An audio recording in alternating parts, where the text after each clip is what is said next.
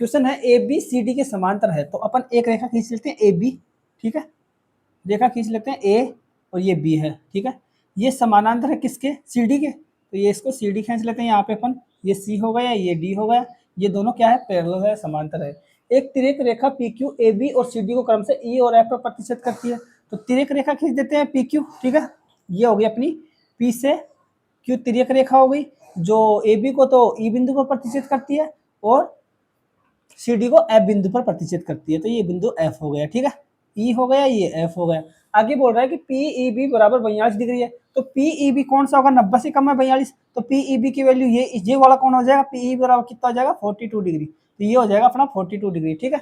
और A B और C D के बीच बिंदु जी इस प्रकार है, ए बी और सी डी के बीच यानी ए बी है और सी डी है, इसके बीच बिंदु जी है, यानी कि यहाँ पे है या यहाँ पे है, किस प्रकार है दे रखा है, देखो बी ई जी का मान तो होना चाहिए 21 डिग्री, देखो बी ई और जी अगर मैं इधर ले जाऊं तो ये तो 90 से ज्यादा हो जाएगा, जबकि तो 21 डिग्री है, तो यानी कि जी इस तरफ ही है, 21 डिग्री बनना चाहिए, इस तरह से बनाएंगे, तो ये 21 डिग्री बनाने के लिए बी ई जी यहाँ पे बिंदु ले लेते हैं जी, ठीक है। आगे बोला है जी एफ ई बराबर 34, जी ये जी हो गया, ये जी से एफ को मिलाएंगे, जी एफ और ये ई, यानी कि ये कोण कितना दे रखा है 34 डिग्री दे रखा है, ठीक है, ये कोण होगा 34 डिग्री। और आगे पूछा है ई जी एफ की माप क्या होगी, ई जी एफ का मान पूछा है, यानी कि ई जी और एफ, इसे अपन थीटा मान लेते हैं, ये अपने को ज्ञात करना है, ठीक है। अब देखो ये एक ट्राइंगल है,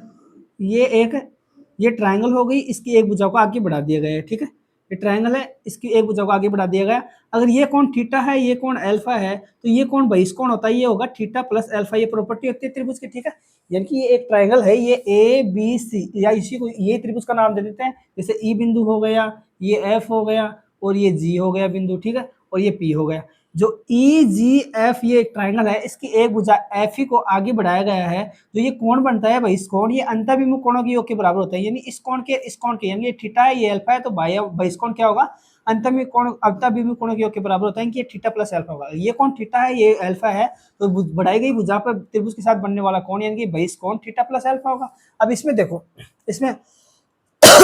इसमें भी देख लो, इसको मिलाएंगे, इसको मिलाते हैं तो